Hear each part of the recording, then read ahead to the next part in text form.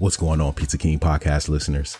Today's episode is brought to you by Bag Genie, my newest go-to solution for pizza delivery. Imagine delivering hot, fresh pizza every single time. That's what you get when you get a bag from Bag Genie. This is pizza bags made by pizza guys. They understand all of the things that we need when it comes to delivering hot, fresh pizza every single time. Look, I've been doing this for 22 years. I have not seen a bag with so much thought put into it, with so much attention to detail and quality in all of the years. It's by far the best bag I've ever delivered with. But here's the best part. Bag Genie is offering an exclusive deal just for our listeners. Go to their website, baggenie.net, and when you spend $200 or more using code Pizza King at checkout, they're going to throw in a free bag. That's right, free. So don't miss out on this opportunity. Elevate that delivery game. Take it to the next level. Visit baggenie.net, use code Pizza King, and claim that free bag. Thank you so much to Brian and the team at Bag Genie for supporting the show. Now let's dive into today's episode. Yo, this episode is so dope because I literally feel like I just made a new best friend. Talking to Dodi Vasquez from Pizza King of Texas over in League City. You're gonna love this one. Just tune in, listen to his story on starting at 14 years old in the restaurant, working his way through the ranks as a cashier, cook, manager, and now as the most recent owner of this business there. So he's into his second year of ownership. Tune in, listen to his story, and reach out to him. He's got a great TikTok page. Go follow him, Pizza King of Texas, on all platforms. But without further ado, let's get into the episode with Pizza King of Texas, Dodi Vasquez. See you. All right, man, there we go. We live. I got my man Dodi here from Pizza King of Texas, and I'm repping. I see you. So man, I was lucky thinking I'm repping. Yeah, I was trying to decide, like, man, I think I already wore the black one on the podcast once, and I hadn't pulled this one out. So I'm like, let me pull the white one out and it represent. And I had this ain't even my hat, it's my son's hat. But it was like, man, that shit looked kind of good with it. So you got that shit on. Yeah, let me throw that on for it. But no, man, what's up, bro? We've been trying to link up for a little while now. For anybody that's watching, listening to this is Dodi Vasquez, right? I hope I'm not the first person to call you Justin. A lot of people don't even know I'm the owner. So, and I like to keep it that way. I like that. So tell us who you are. Tell us about your shop and how you got into it. Who is the Pizza King of Texas? All right. So, I mean, I can't claim to be the original Pizza King, but I started in the business when I was 12. And really what happened was my sister had her first job, and there's an 8-year difference between me and her. So when she was 16, I was 8. Her first job was at a pizzeria, and that pizzeria ended up selling to Pizza King, which was a gentleman out of Wellsville, New York.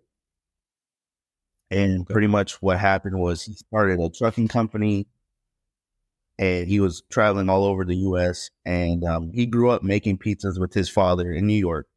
So there's a Pizza King in New York as well.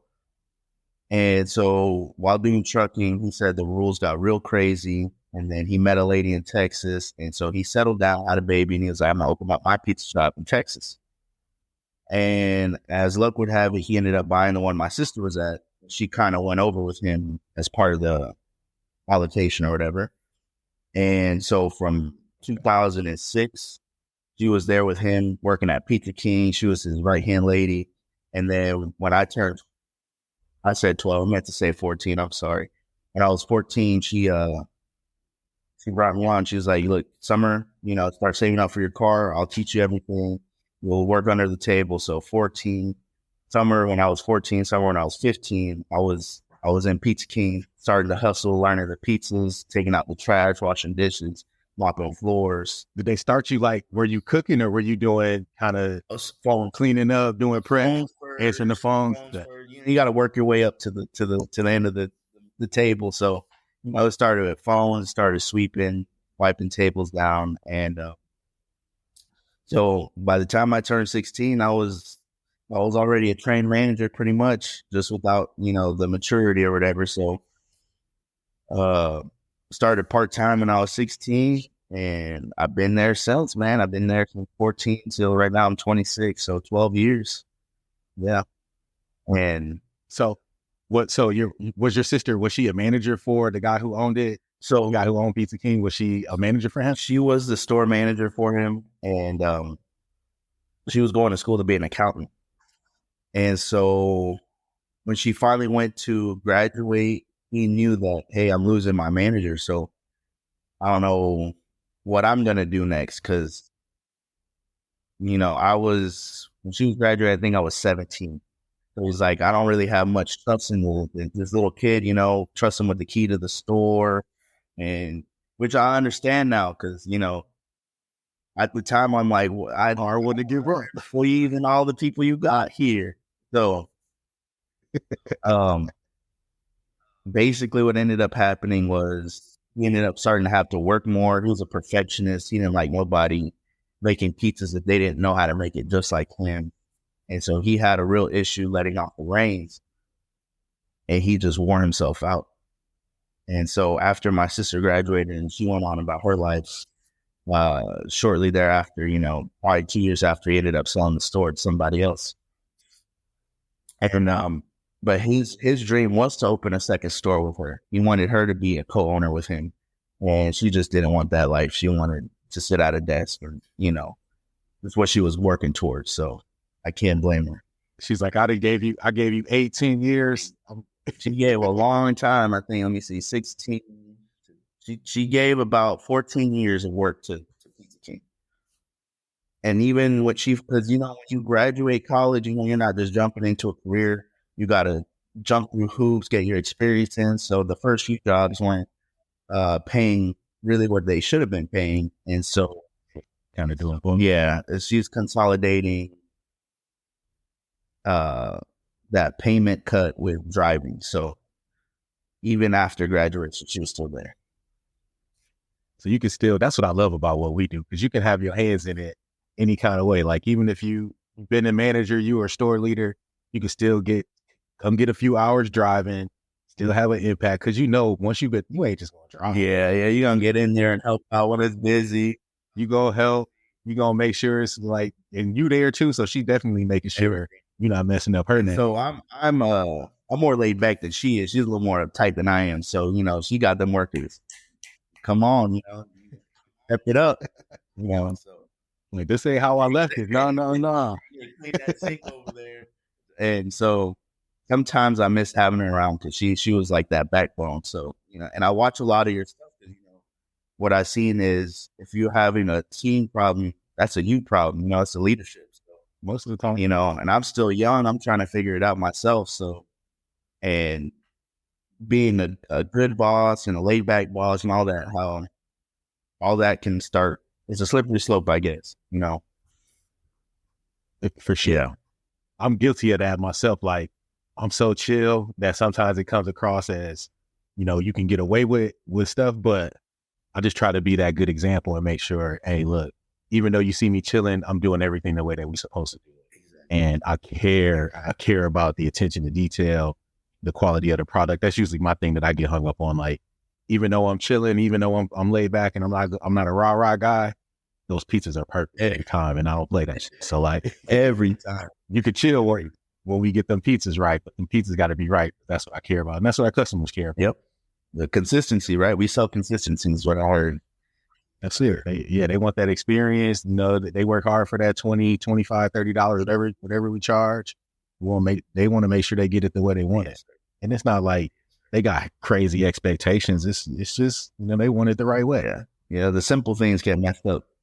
So that's so did Big Sis kind of inspire you to get into leadership, or was there another manager or leader that kind of tapped you and said, look, man, you might be right for this? Nah, my big sis has always kind of been my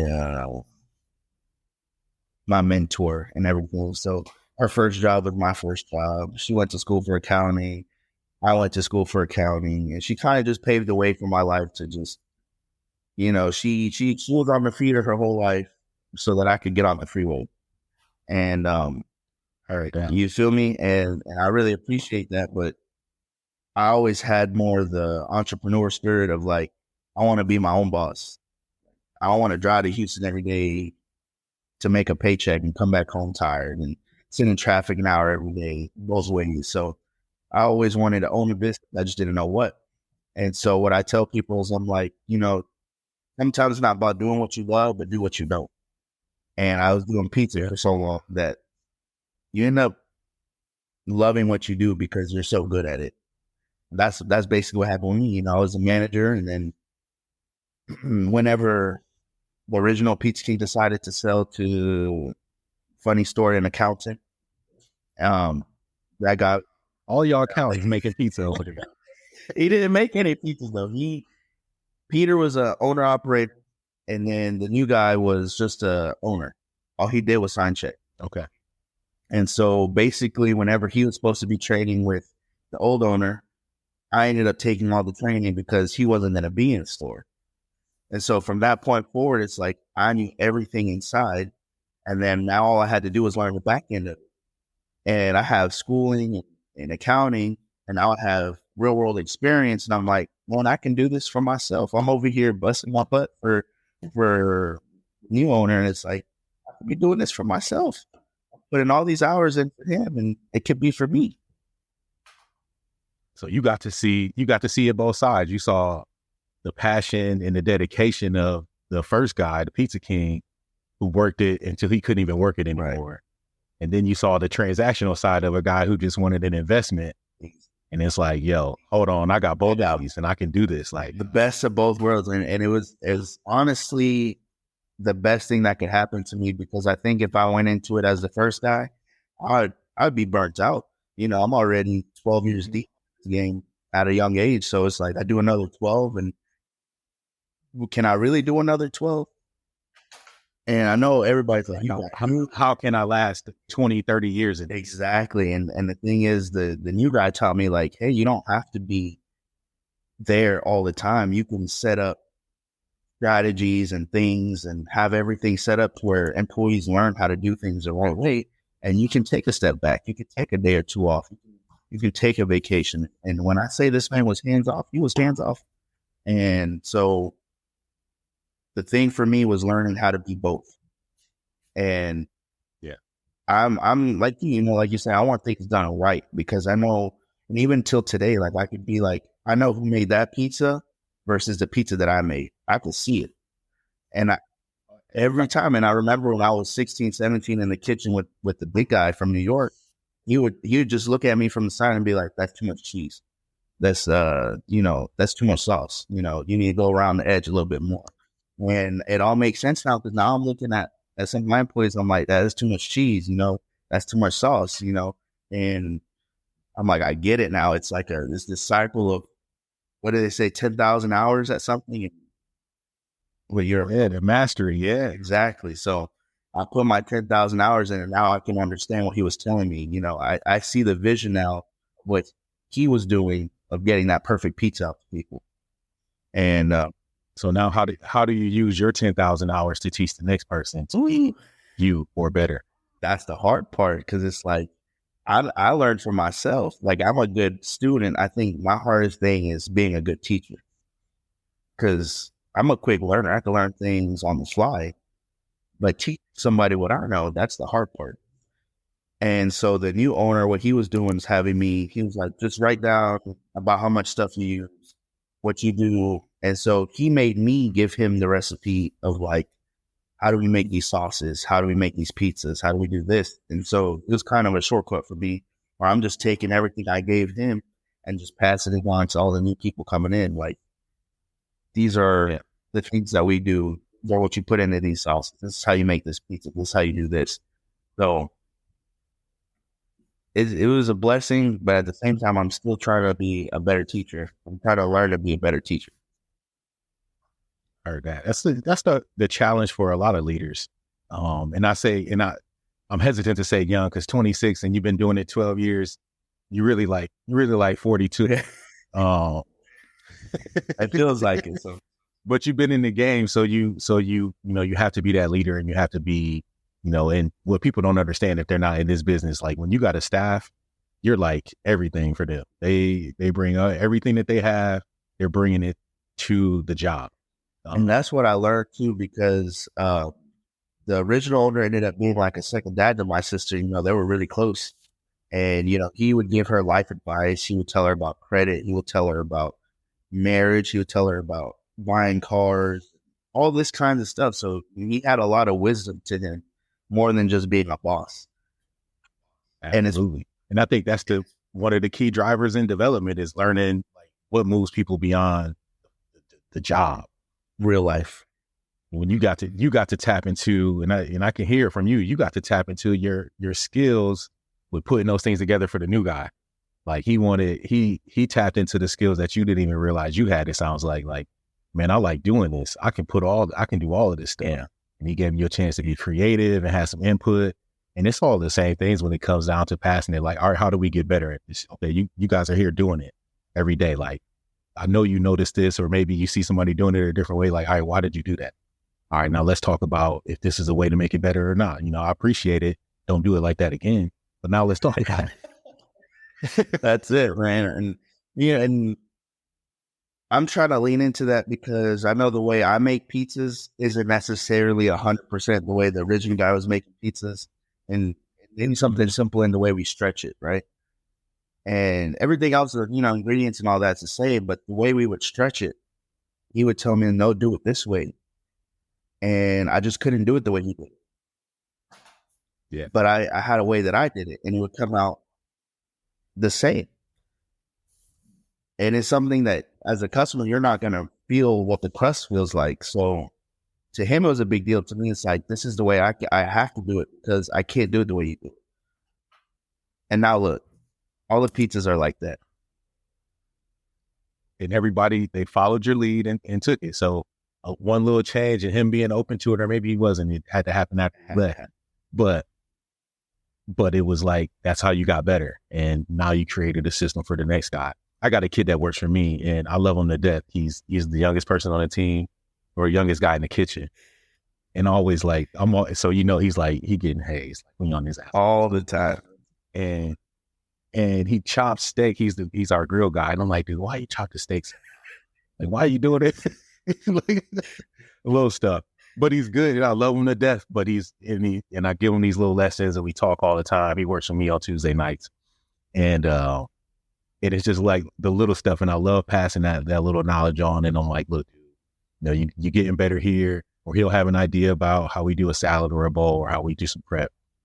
And we just got to open it up and give these guys an opportunity just to have their voices heard and say, look, to him, it feels like he's been doing it forever. He's been doing it for 12 months, but he's done enough to know that maybe I found a way to do it better or a way that works best for me.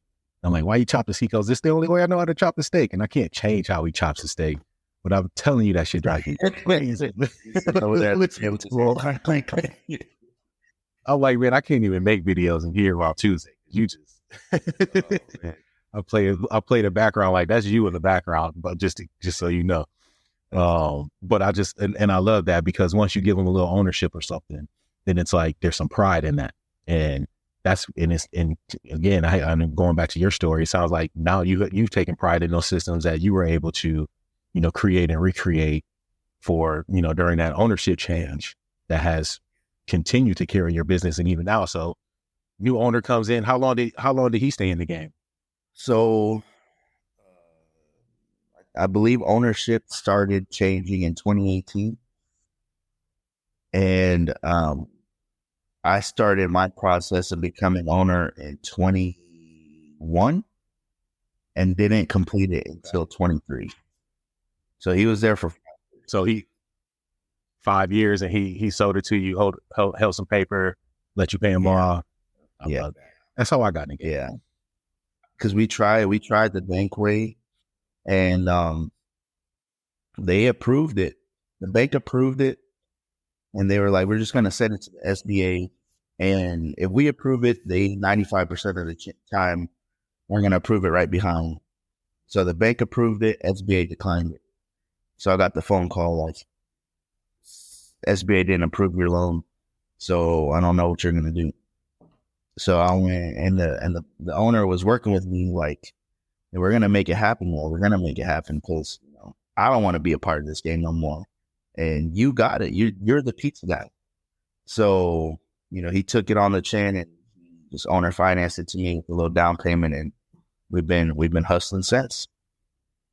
Yeah, I love it. And are you still along those same lines of trying to open additional locations? Or what's the plan? So that's the big idea. I don't know if you know this, but there's a big Pizza King chain out in Indiana. Yeah, I hear about them. Every once in a while, somebody like, where am I in Indiana when I post things? I'm like, I'm the exact. I'm not Indiana. Or like Pizza King of Texas. Please get it right. We don't cut pizzas and squares over here. So my big thing with that is I don't want to grow a franchise that's going to run into someone having the same name as us up north. So my big idea right now is figuring out a name. And the first store I open up is going to be this new name by Pizza King. And going forward, just have that new name take over the whole thing. And okay. But same recipe systems, just kind of a rebranding just to make sure you're in the clear. Exactly. And that to me I like that. Is going to be the hardest thing for me because Pizza King, where we're at now in our area, the name holds weight. No, it's been in existence for 18 years. Yeah. And the same place, same location, everything? Same place, same location. Hasn't moved since 2006. And the new owner, he had an idea. He wanted to change the name. And I'm like, man, you don't want to do that though. Like, people know this place. But now as a new owner, I'm like, man, he had a point. Because if you want to grow, you're going to run into Pizza King, Indiana. There's a Pizza King in Longview, Texas, which apparently is Paul McCartney. It's not affiliated with you guys at all? Not affiliated with us. So it's and it has some kind of weight that Paul McCartney, that's his favorite pizza, which, that's got celebrity status now. And so they ain't going nowhere. They ain't going nowhere. And I'm going big on TikTok with Pizza King Texas. And it's like, man, I'm making a name for this one online. And it's like, I might have to change the name soon. So it's a lot to think about. I don't know. Man. Yeah. And speaking of your TikTok, I love your TikTok, by the way. That's how I found you. When I started this podcast, I started a TikTok page, and one of the pages that came up when I started to search pizza was Pizza King of Texas. The algorithm, and you had a fun. It works crazy, and I seen that slap your mama joint, and I'm like, oh, this my guy right here. This dude is hilarious, and all of the content is so like, look, I know we're all pizza guys, and I follow a lot of pizza guys on Instagram and Facebook. TikTok. We all make pizza. We all post all the pizza content, and that's cool, right? But you step outside the box and come on the other side of the counter and get funny with it and show your personality. Like, what made you do that? Because I think that's hilarious. We talked a little bit before we started about kind of the direction you're going with that, but what made you decide that was the type of content you wanted to make? So as manager, before I was in the ownership role, I had a personal TikTok. And I'm a big Toyota fanboy, so I started making Toyota TikToks. And I would say by my third video, I had a video hit 100K. I'm like, that. Hold on, go back. Tell me again, what's it called? My personal page? No. You said you like to make what kind of videos? A Toyota fanboy. Like the car company. Like Tacomas and 400. Like car content. Car content. Yeah, it was car content, but specifically Toyota. And I was just messing around. I had never been on TikTok. I know it got really big during COVID. I would not mess with TikTok. So I'm not trying to see little girls dance. It's not for me. Finally, someone convinced me to download the app, and I'm like, oh, there's more stuff on here than just nonsense. And so I'm like, let me start making these Toyota videos. Let's see what happens. And by the third video, I had one hit 100K, and I'm like, that was easy. Like, I could do it again. So 1, 2, 3 videos later, again, 200,000. I'm like, okay, I know the system now. So I had a decently sized page. I grew a page from 0 to like 4,000 in probably 6 months. So then I'm working at Pizza King doing these videos. And I'm like, you know what Pizza King is missing is some social media interaction. Like, we're a hometown name and we have our business like solidified here in Lick City, but online, nobody knows who we are. No one's like, when I go to Texas, I want to come here. Whenever we go down to Galveston, I stop here before we go to Galveston, you know? And I'm like, that, I feel like that would be a game changer. So I told the owner, I'm like, hey, you want me to start a TikTok for Pizza King? I'm like, you don't got to pay me nothing. But, you know, if we start getting some big deals or something, you can cut me a little bit or something. Yeah. So I took kind of basically what I learned from my personal page, and I was like, let me put this in a pizza. And so what I do is I'll research. I'll start going to like Pizza Hut. I'll go to Domino's. I'll go to other pizza local chains to see what the videos they're making. Yeah. And what I saw was it's all like pizza. And I'm like, that's boring. Like, that's not going to get no views. Someone's going to want to watch a video of pizza all the time. And there's a guy, I think his name is Sal. I don't know if you've seen him on TikTok. Sal, yeah. I don't know his username, but his name is Sal. I've probably seen him. I think he's got 1 million plus followers on TikTok, and he kind of just got famous. He's some Italian dude in New York or Jersey or something, and he pretty much got famous from being like, just like a pizza guy, inspirational. And I don't know if it's his voice or what, but he garnered a following, and now I think he's expanding his pizza place off of just TikTok infamy, you know? And so I was like, you know what? Pizza's cool. We'll throw the pizzas in the videos just to kind of like as a prop, but we're going to make it funny, and we're going to make it where people want to interact and they want more, you know? There's only so many times you can post a video of a pepperoni pizza. Like, you could literally post the same pizza every week and nothing's going to happen. There's no different. And even taking it a step further, you know, ASMR, people like the sound of putting pizzas or stretching pizzas and doing this. So I'm like, there's something here. And just I'm going to give you some secrets. What I would learn is like picking a sound. That's important. You want to click on the sound. I'm literally about to write notes. Click on the sound, and what you want is a video or a sound that's got less than 50,000 videos made to it. If it's got less than 50,000, that means it's coming up as a sound. And once you make a video to it, the algorithm starts pushing that sound. And really, the sweet spot is 2 to 10,000. That's the sweet spot, because it still has exponential growth left. That sound's going to do good. And I know now that TikTok's changed a little bit, but for the most part, I think it's almost still the same in a way, because they're pushing long form content now on TikTok. And back when I was doing my stuff, they were pushing short form content. And so the sweet spot was like 7 to 8 seconds. Because what's going to happen is I was going to watch the video, and then it's going to restart. And it just keeps them watching, get more views. Exactly. Yeah. And so it still works the same to an extent. If you have a really catchy short video, it's going to do well. But I'm still figuring out the new long-term content thing, because, you know, I'm trying to get my 10K and start making some internet money too, you know, so. I think you got to make like a whole show. A recurring characters coming into the shop. Like, your stuff is so funny. Like, how do you even come up with the ideas for your content? Man, I'm just like that, man. I just be thinking of stuff. I'll see a video on TikTok, and I'm like, I can turn that into pizza. And so I'll watch the video, I'll take my notes, and then I'm like, all right, so how do I bring that into Pizza King? Because I've 12 years, you know, I've seen some crazy stuff.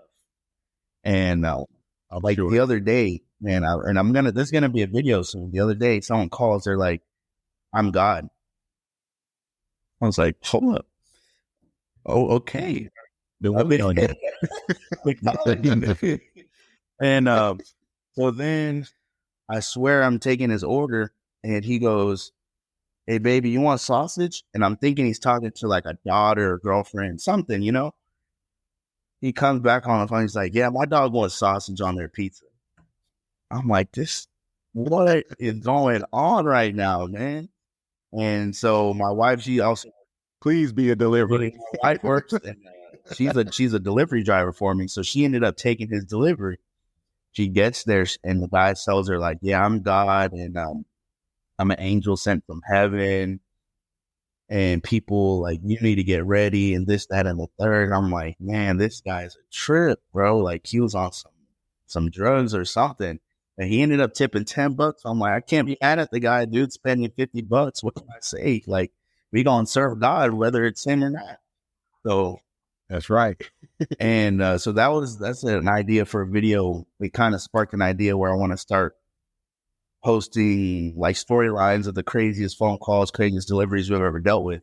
And that's going to be like my new kind of like, I know some pages are known for things. This is probably going to be what we're known for. The crazy story. Okay. Yeah. The crazy stories, and look, the customers, they come with Exactly. We get some crazy ones. We got this guy. I'm not gonna say his name, but I probably talked about it before. But this dude, he no pants party at the door. Come on, man. Oh, You gotta put your pants on to get these deliveries every time. The drivers, they go and they know they're like trying to hand them the pizza, so they don't look at his shit like, come on, bro. Like every time. That's you got the little robe on. oh man, it's just Like, and it's always somebody, man. They got their little quirks or something. So I'm not gonna say no names, like you said, no names. But we have a customer who switches names.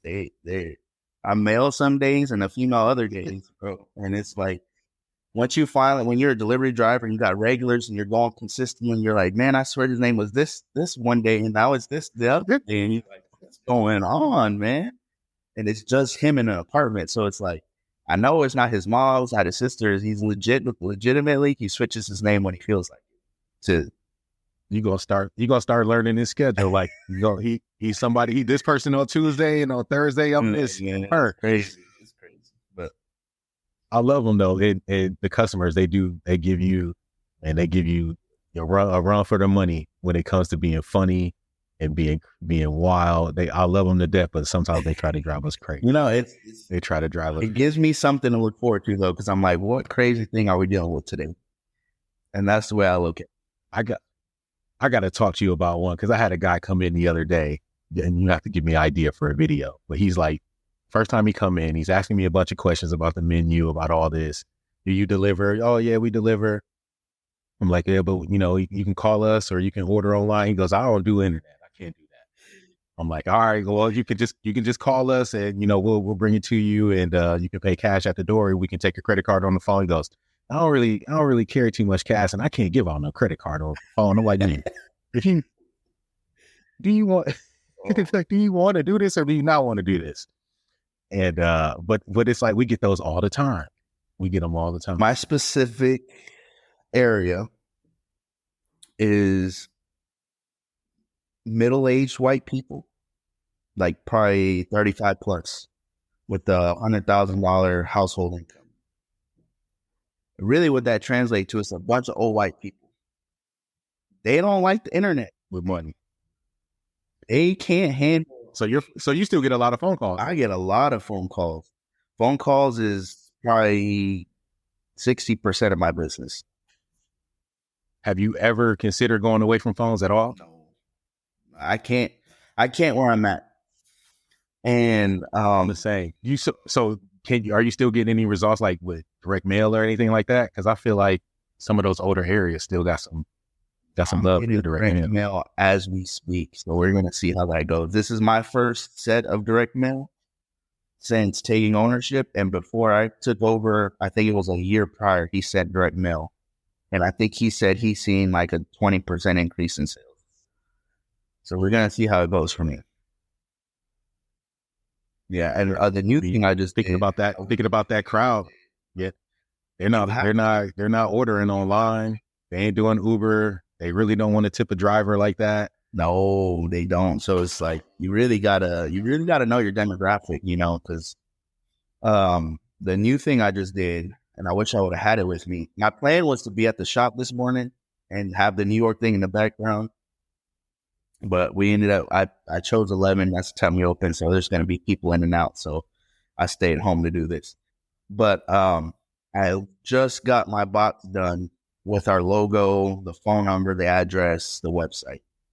So we'll see. We're locked in with a lot of churches in the area. And I had been told, like, people ask, where's the pizza from? Where's the pizza from? Because we're using generic boxes.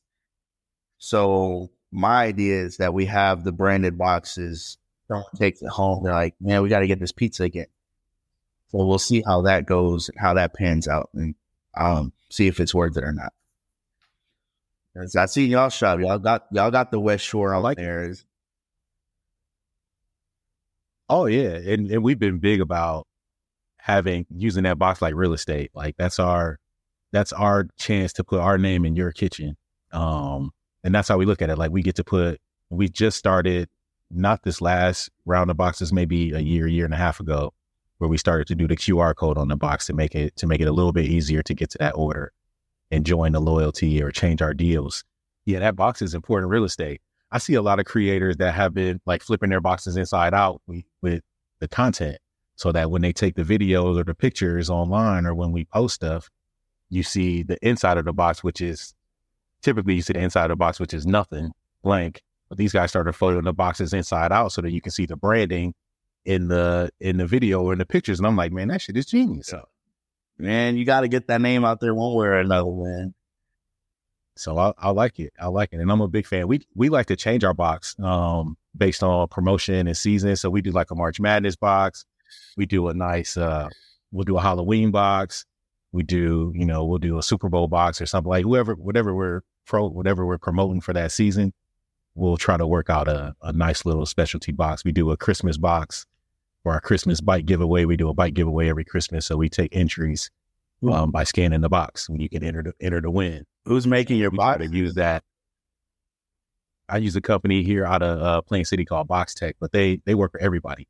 So if you're dealing with Cisco or US Foods or whoever, Benny Keith or whoever's over there, all those, I'll link you up with my guy Paul, but he does he does boxes for everybody. He does boxes all over the country. Okay. Good dude. Right, so they print on the fly, change designs, 3, 4, or 5 colors, whatever you want. They're good. What are you paying for each design? Were you having to pay they made me pay like a stamper? Yeah, you got to pay for the plates. But if it's a design that you intend to stay with, they'll usually work out something. But if it's just going to be like a one time, like, oh, we just want to do a Valentine's box, then you probably pay, $500, $5 to $7. I think it was $605 or $600 for a plate. Yeah, to get a plate made. That's what they just got me for. So all that is, I'll link you up with him if you ever want to talk about it. I wish I'd have known beforehand. I'd have put you with him, but he's good. Yeah. He's the best paper guy in the business. See, bro, the thing is, Pizza King's been around for 18 years, and it's kind of just been a mom and pop, like, no promotion, it's been word of mouth for this whole time. And so I'm like, I'm going to come in here strong. We're going to do online promotions. We're going to do social media. We're going to put branding out there, because I'm a big fan of small business. And whenever I go to a small business, I critique, like, is the cup I'm getting branded? Is the boxes I'm getting branded? And it's like, if you're charging me a premium, I want to see the premium stuff. And so that's what I'm bringing to Pizza King. We're going to bring the branded box. I love it. We're going to bring the cool merch, and when you wear that shirt in store, we get 10% off. So, it's a reason to come back. Oh, now I know to pack it when I come to Texas. When you coming down, bro? Soon, I hope. My brother lives, I think I told you before, my brother lives in Katy, Fulshear area. So this is my nephew's senior year basketball. So we'll be out for some games. And I know it's a little dry to Lee City, but I'll come over there. Man, even if I have to go up there, I want to meet you in person. I want to, I love the content, I love the person you are, and the amount of knowledge that I've gained from just watching your videos, man, it's priceless, bro. And I appreciate it. I remember seeing, and that's Pizza King podcast. I'm like, oh, we got another Pizza King, and I'm like, oh, no. I want to give him the name. This is some good information that's getting out here. I'm like you though, because I may have to think about a change going forward as it continues to grow. And I love Pizza King, and I didn't give myself that name. When a guy I worked with started calling me Pizza King or Brandon, but it's not. I want to continue to grow, and I want to continue to teach, and I want it to not be in an intimidating way. And I think sometimes when I use Pizza King, it's almost in an arrogant way, and I'm not like that. So I want to figure out the best way to present the information that I'm trying to, because that's what's important to me, is just getting it out there and making sure that people can take the tools, the experience, the knowledge, whatever it is, and use it to get better in their own businesses without it being about me. Right. So I think I may have to. I've been thinking about that a lot, and I don't know. We'll see what happens.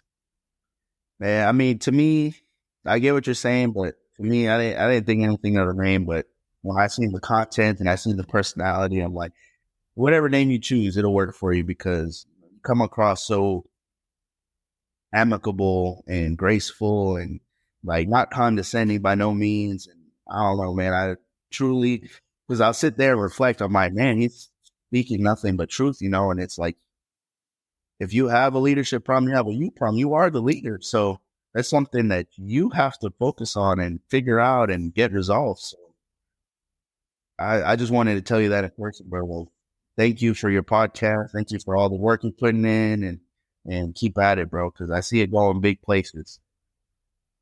Hey, I appreciate it. And I appreciate you being a part of this and coming on and joining me. This is the first time, but I promise you it ain't going to be the last. We broke the seal on your podcasting. You've been telling me like, I ain't done it before. No, now you have. We gonna continue to reconnect and link up, and I can't wait to come out and see you. And I got to get in the video. I want to be the guy that paid our rent. Bro, it's like, well, okay, you brought it up.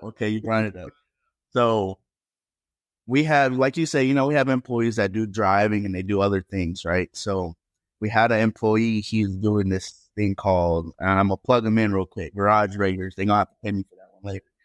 And I'll tag them. I'll make sure you tag you. Now, I don't even know if they have social media, but it's called Garage Raiders where we're at. And basically they go to people's houses and take out all their stuff, organize it, throw it away, whatever. So they come across a lot of things that they get to keep, because these people are like, just throw it away. Had a bag of what are they called? Like the prosthetics. Yeah, I was about to say anesthetics. No, that's not right. Prosthetics. You got a bag of prosthetics. And I'm like, what can we do with some prosthetics now? And I'm like, you know what? I know, I got it. Prices going up. Everybody's complaining about pricing, inflation. I'm like, it's starting to cost an arm and a leg. So it was too perfect. I had to do it. Oh man, that was so good. They're all so good, and man, keep doing it. Keep making your content. I love it. I know that I'm just one person in a sea of many, and we're all trying to get to that creator, to that big bag, that TikTok creator fund.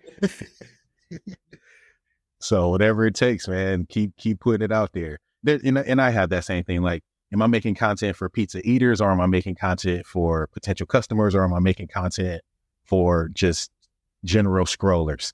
And, you go back and forth. I'm always of the opinion that I haven't found the right formula for social media to drive traffic into the restaurant. But I think once you get famous enough, and I know there's some places out there like Santoro's here in Tampa, where they get this strong following, and it becomes that destination. And it becomes that thing that people want to go check out. Because look, when I go new places, I start searching, social, on what's popular, what's popping, or what the hashtags are with that restaurant, and see what other people's experiences have been. So I know that it's possible, and I'm trying to get to the same thing that you're working on. No, I'm glad you mentioned that, really, because one of the things that I see is like, traveling TikTokers or whatever. Like, oh, come to this place, and then they do, all the food that they get and stuff. And not that I'm insecure or anything, but like, I know my store is not the newest, it's not the nicest, and I know a lot of the places they go to are like brand new, The new hot spot. shining floors and stuff. And I'm not that, but I got good food. So that's what I'm trying to, with the second location. We want that brand new feeling with the good food and make it like aesthetic for the people making videos and stuff. So that's kind of what the wall was, people to get something to put on social media or something. And as you're right, general scrollers, potential customers, and they're all very different, but very, very different, and they interact in a different way. So, trying to be a little bit of all of it for everybody it's taxing. is one thing, but it's a lot. But I like what you do. I think it's funny as hell, and just keep going. Tell the people here how to find you, where you at on social, TikTok, IG, all your pages, and how to call the restaurant and get some pizza. So we're everybody out there. Pizza King of Texas on everything: TikTok, Instagram, Facebook. The only thing we don't have is Twitter or X or whatever it is. Phone number is 281-554-7232. You can call us 11 to 9 all day, every day.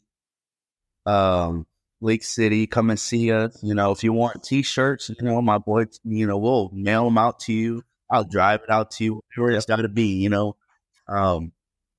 then go get the merch. I ordered some shirts. I got that black one too, but we order some merch. I'll have some new Halloween stuff coming out this year, so keep an eye out. We're working on that right now.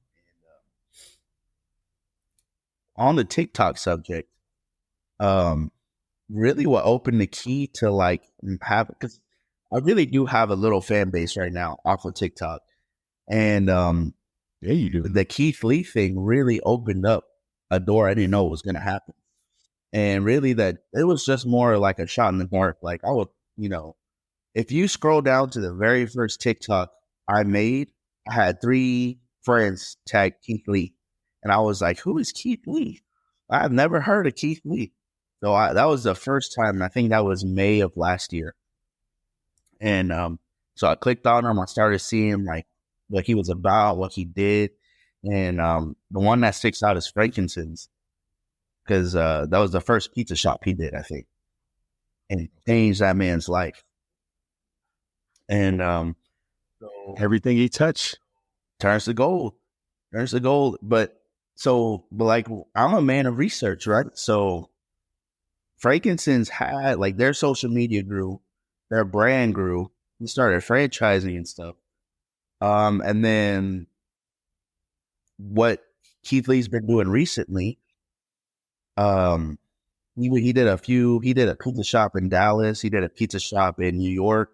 Oh, of course, New York's known for pizza. So he did pizza in New York. But those pages didn't grow quite as big as the original. And then not even as big as mine with the videos that I did, which was crazy to me because he tagged them. So the map wasn't mapping to me. Like, how did Keith Lee tag you? You didn't grow past 2,000, right? But my video that I did tagging Keith Lee did put me to 4,000. And it was almost like it's who the people root for, right? Because people wanted him to come to me so bad. They wanted him to come to me so bad. And I wanted him to come to me so bad too, just because I wanted to meet the guy. Like, I want to give you some good, bro. Like, I haven't shared a lot about my personal life, but I've had a hard personal life, man. And it would have just been nice to meet the man and just be in the vibes of Keith Lee and what he's about. Just kind of telling my story. And it didn't happen. He watched my Instagram story, so I know he's seen me. I know he knows who I am. And I just hope that my jokes and stuff wasn't something that kind of put him off. Because I know I had a video, because I know he's a big person of constructive criticism. And I have a video that was like, when I catch the person that leaves us a 1-star review, and it's like me punching the camera. And it's just like, because we have calls where it's like, we did everything right, but they chose one thing to complain about, and they'll give you a 1-star for that. Everything was right except for one tiny, minute thing. And they want to destroy your company. They want to tear you down. And it's like without even giving me a chance to really do anything. Without just call me. They're just mad, and they don't want anything to be resolved. They just want to be mad. And that's kind of what I've been watching on your content recently, is making it right. You always have to make it right. And I think that's what I'm talking about longevity wise. I think after doing it 12 years, you see many people, you see the consistency of like, there you have some customers that we had down to a T where we're like, this has to be perfect or we're getting a phone call. Yep. And it's do it perfect that you still get the phone call and you're like, I don't know what to do anymore because I'm making it perfect at this. I know who you are at this point. And I don't know, it just wears on after so many years. It really does. And you just got to try to stay in the fight and keep reminding yourself that it's just the pizza. It's just a pizza. It's just a pizza. Like whatever they're going through, either if I can make or break your day with a pizza, then that's a lot of power that you're giving me. So let me try to use it for good. Cause sometimes the bad gets the best of us. And I had a moment a couple of weeks ago that me and a lady, we got into it over a calzone, and all I did was lose business. So like at the end of the day, who really won? Yeah. And that's the hardest. I won that argument and lost that customer. Man, I had it brings back another memory when I was just a manager. But I'm an important person in the company, so I'm never gonna get fired, really. And I guess I had that arrogance at that age. I think I was 18. And someone called, and I took their order, repeated the order back to them, and everything was right. They said yes. I was like, okay, this is what I heard. You said yes. Going to the kitchen, it gets delivered. They call back. They're like, my order's completely wrong. You're a fucking idiot. Like going off on me. And I'm like, look, I apologize. Like I repeated it back to you. If I misheard or I misspoke, my apologies. We'll fix it. They didn't want to hear that. And they just kept going off. And I'm like, you're calling me a fucking idiot? I'm like, you're the fucking idiot. Hangs up on them. One of those moments. And then they go to Facebook. And, I don't know if y'all have this in Florida, Taco whatever, Taco Lake City. This person, that Pizza King, Oh, yeah. It got like that. And gratefully, though, and the story's crazy. Gratefully, she told the truth. She was like, this is what happened. And she step by step explained the whole situation. And what ended up happening was the community started bashing her and telling her, like, you need to treat food workers better. Like, really, you're at fault here because he repeated it back to you. And pretty much what happened was the community was behind me. They didn't know who I was, but they were behind me. And what ended up happening was the lady ended up deleting the post because all the comments were coming at her and her husband for being rude. And it was just a funny situation. But it's like, not all situations are that way. But like you say, you just got to try. But again, like, why do people want to do that? That drives me crazy. Like, is your only goal to just tear us down? Like, it's fine if you don't want to shop here, you don't want to bring your money here, but you got to tell everybody that's what I get. I'm gonna tell everybody. I'm gonna bash you on social. I got this many followers. I'm like, I can't stop you, but I did try to make it right. Yeah, that's all we can do is try, right? Yeah. So, I mean, we're human too. We're gonna make mistakes. It's gonna happen. We can't, even though we demand perfection out of every single order, every ticket, every interaction. We're humans. We're gonna make mistakes. We're gonna hear it wrong. We're gonna make it wrong. If I see a ticket and that thing says no green peppers, I swear I grab green peppers first every damn time. Okay. Like I don't know. And that's what I'll be putting real life in context. So we had people that asked for square cut, and my immediate response is, we do not offer square cut because we're going to tell you yes. And I promise you it's going to get cut into triangles because it's just second nature. As soon as it comes out, it's triangles. And Every time. I promise you, this is going to be a video coming soon. We have a customer. He asks for square cut every time. And every time we tell workers, hey, don't forget, we write it down, highlight it, don't forget, don't forget, don't forget. It gets cut into triangles. And I try to tell the guy, like, hey, I'll remake it and I will make sure it's square cut for you. And he's like, no, I'm not going to wait. So it's been 5 times in the past month and a half that he's gotten triangle cut pizza. And so this very last time he came, he got 3 pizzas. He wanted all of them square cut. And for some reason, the printer ran out of paper. So we had to change the paper. So his ticket, the very last pizza, the square cut part got cut off. So the first 2 got square cut and the last one got regular cut.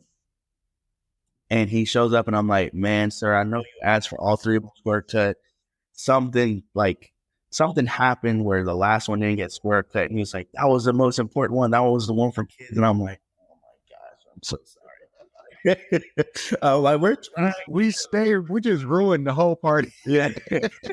I'm like, I'm trying to, and this is making it right. Like, I'm like, I could double cut it. That's not good enough anymore. And it's like, I don't know what to tell you, man. I'm trying.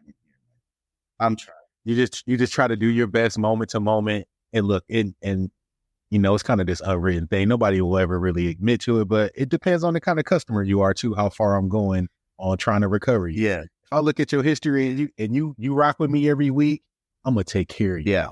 But if it was your first time and you complaining and I ain't never seen you before and you never spent $1, you got no rapport, man. You ain't got no we're going to take it as far as you want this to go. Yeah, man. It's a crazy thing, this food industry, man. Because like you say, you have your people that are riding for you, you know, like, you know them on a first name basis, you know what they do for a living, you know where they live. And that's how I try to treat all my customers. But, you know, there's sometimes, you know, you're getting slammed, you're shorthanded, you know, things happen. And sometimes you don't come across the nicest way, or, you know, I don't know, personalities clash. I don't know. And I really do try my best to meet all customers like family. But, you know, there's family you don't get along with. So, hey, some people, you know, I've told people before, maybe you might just be better off at Marco's. Okay. Saying, I don't know that we're going to be able to do what you need us to do. Like, we're doing our best, but to tell me this isn't, I mean, look, if you want extra cheese, order extra cheese, but to say regular cheese is not enough cheese for you doesn't do anything to me. Like, yeah, exactly. You know, come on, good now. You want extra cheese? Well, this, like, come on, like, this is our spec, and you don't get to decide what the spec is. So we get into these little things with folks, and I don't want to argue. I never want to argue over pizza that, you know, it's like arguing over $5. I'm not, come on. Yeah. But like, right is right and wrong is wrong. And I don't let people take advantage of us. I not love defending, but I'm always going to stand up for our team. Like, I'm not going to let somebody just curse out the girl in the front. Right. I'll kick your ass out of here. Like, no, I'll drag you out of here. And I'm usually pretty chill, pretty calm. But if you start disrespecting them, I had a guy who was like mad disrespectful. He was like, he pulled up a chair, sat in front of the store, and he was like on a protest over some chicken wings. These chicken wings were too hot for his buddy. His buddy ordered them. He picked it up and dropped it off to him. The buddy said they were too hot. So this guy comes back demanding more wings. I'm like, if your buddy doesn't like the wings, tell him come back. We'll make them for him. But I'm not giving you shit. You didn't order anything. And he's just like cursing the girls out. And I'm like, sir, what did you order? He goes, I'll order here. I never eat here before. I'm like, what are you doing? Like, you about to get, he sat out there for 2 days. Called the cops on me. Like, oh, it was wild. Oh no, it got crazy over some wings. He called corporate. He did, and they're like, just give him the wings. I'm like, I ain't giving that guy shit. He ain't white nothing. I don't know anything about this buddy that supposedly complained. Oh, my buddy can't come out the house. He can't drive. Well, I don't know what to tell you then. Tell him call me. But I'm not giving you anything because, it was wild. Now the worst one I get is I've had people call and say, oh, you messed up my order last time. I'll put their number in the system. No orders. I'm like, you have a different number? No, this is my number. I'm like, then you've never ordered here in your life. What are you doing calling me? And they will swear up and down it was us. And I don't know if it's a scam or they truly in their heart believe that we messed their order up. And I'm like, we've never taken an order to you or given any order to you. And so that's always an interesting phone call. I've gotten that quite a few times. And I guess the hard part is we have a store, Like, 30 the free pizza. minutes down the road. King's Pizza, Pizza King, King's Pizza. So I don't know if there's a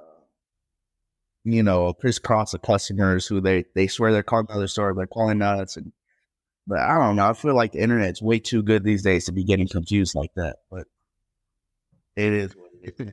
It happens though. It happens way too much. Yeah. Hey, but I ain't gonna keep you any longer. Again, Dodi, I appreciate you coming on, bro. We're gonna do this again real soon. It was a pleasure, brother. And anybody that listen, y'all out there, League City, Houston area, please go check out my man's best pizza. And then it's New York style pizza. They tossing it, everything fresh, like top notch ingredients. Go check out his page. You're gonna laugh. You're gonna get hungry. You might even drop a tear a little bit. So go check him out because the content is like that. Hey, say peace out to the people. Y'all take care. Y'all come and see me, and we'll be here waiting to treat you like family. And it's your choice if it's good or bad. I don't know. Go all love. Thank you for listening to another episode of the Pizza King podcast with Tyrell Reed.